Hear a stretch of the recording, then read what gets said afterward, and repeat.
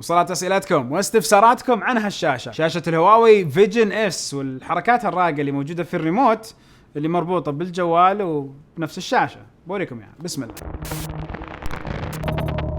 السلام عليكم ورحمة الله وبركاته، أخوكم فيصل السيف، وكل استفساراتكم وأسئلتكم عن شاشة الهواوي فيجن اس. أول سؤال اللي هو وش فائدة الكاميرا اللي تيجي في الشاشة نفسها؟ بإيش حتفيدكم؟ الكاميرا هذه حتفيدكم في إجراء مكالمات الفيديو من خلال تطبيق المي تايم الموجود في نفس الشاشة، والكاميرا تجي بدقة 13 ميجا بكسل وقابلة للتحريك، وهي زاويتها 180 درجة، وبعد التجربة حصلنا على جودة صور واضحة وبدقة تصل ل 1080p في أغلب الظروف، وأحيانا يوجد تأخر بسيط في الصوت، وهذا يعتمد على نوع الاتصال المستخدم، ومجملا تعتبر مرضية. أيضا نقطة إضافية، تقدروا من الكاميرا تلتقطوا صور وفيديوهات بدقة ال 1080p، وعلى فكرة كمان تطبيق الزوم مدعوم في نفس الشاشة، ولكن تطبيق الزوم انكم تحملوه على جوالكم وترسلوه عن طريق هواوي شير وإرسال الملفات، وهنا تثبتوه على الشاشة وحتستفيدوا من هالكاميرا أيضا باجتماعات الزوم. ليش في مداخل يو اس بي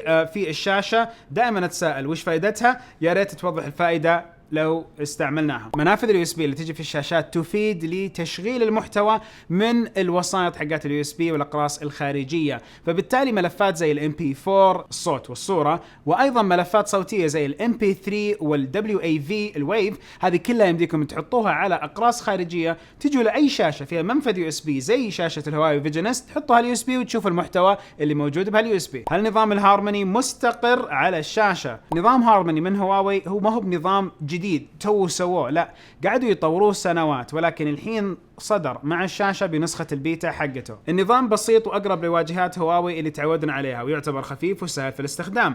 نقطة إضافية أحب أنوه عليها أنه نظام هارموني الجديد مدعوم بخصائص توافق متقدمة، هذه الخصائص تعطي تجربة سلسة بين مختلف أجهزة هواوي وبدعم الذكاء الاصطناعي.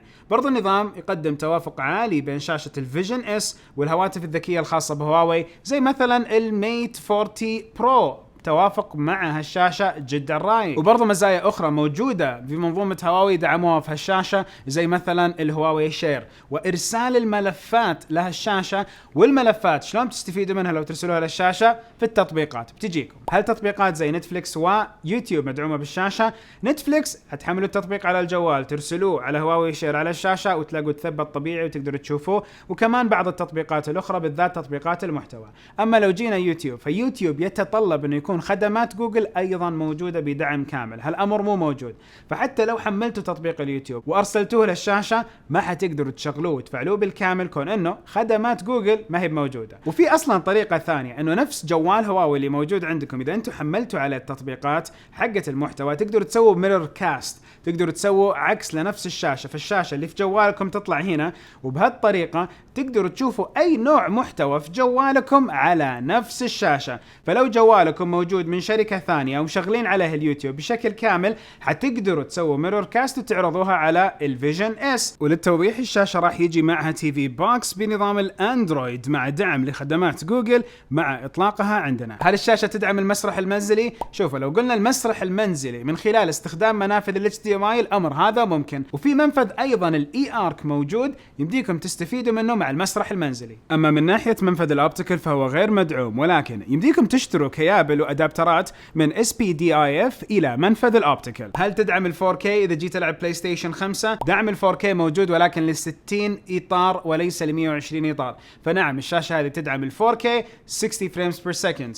ومن ناحية ال 120 اطار بيجينا اسئلة لاحقا. هل الشاشة تدعم تقنية الميرورينج او بالاصح بث شاشة الجوال عليها؟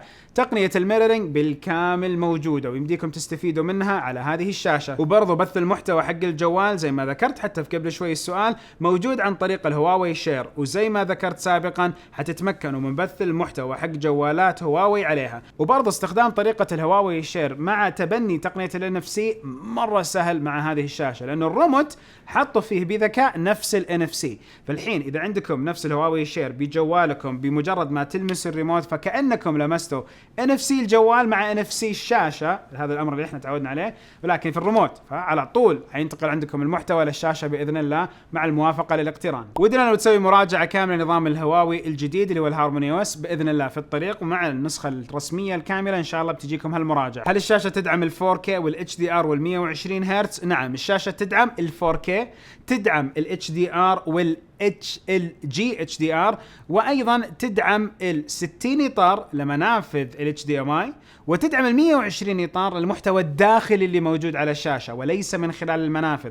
يعني لو استخدمتوا تطبيق هواوي حق الفيديو الرسمي اللي في الشاشة تقدروا تلاقوا فيديوهات فيها 120 إطار، وبالتالي محدودية استخدام ال 120 في بعض التطبيقات المدمجة في الشاشة، واستخدام ال 120 هرتز محصور على الأمر في هالتطبيقات. وبرضو الشاشة تدعم تقنية السمارت ميميك بشكل مبسط. هالتقنية تساعد في رفع معدل الإطارات في المحتوى اللي يدعم ال 25 وال 30 وال 60 إطار إلى 120 إطار، ونفس النهج موجود هنا، الأشياء المدعومة في نفس الشاشة داخليا. كيف تجربة اللعب عن طريق ميزة الميرورينج أو الهواوي شير على الشاشة؟ جربنا نلعب ببجي من خلال الميرورينج باستخدام تقنية هواوي شير، وكانت الاستجابة جيدة نوعا ما، ولكن الفريمات مو عالية وغالبا تكون تحت ال 30 إطار في الثانية. ومدة التأخير بين الشاشة والجوال تقريبا بحدود ال 60 ملي سكند لو كان عن طريق الوايرلس بروجكشن، أما عن طريق الهواوي شير فهي بحدود ال 30 ملي سكند وتؤدي الغرض للأمانة. كم سعر الشاشة ومتى بتتوفر؟ من ناحية السعر والتوفر لاحقا بنعطيكم إياه أول ما يجينا المعلومة الرسمية حقته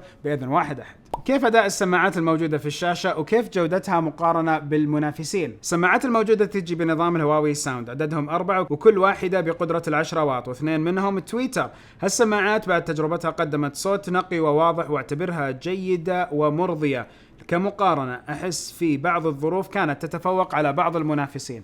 ولازم أوضح أنه في حركات كثيرة موجودة في هالشاشة من نفس هواوي. نعم، هواوي عندهم منظومة كاملة وعندهم أكثر من نوع شاشات. بدأوا عندنا بإطلاق نفس الفيجن اس، فتوقعوا أنه يكون في نسخ أقوى أعلى وأيضا بإمكانيات إضافية تجي عندنا للأسواق بإذن واحد أحد. ونهاية الفيديو كل فيديو لو قارنت هذه الشاشة بأحد الشاشات اللي موجودة في السوق، أعطوني آراءكم وش الشاشة اللي ودكم أقارن هواوي فيجن اس فيها، قولوا لي في التعليقات. ونهاية الفيديو كل فيديو سبحانك اللهم وبحمدك أشهد أن لا إله إلا أنت أستغفرك وأتوب إليك. أشوفكم على خير بإذن الله.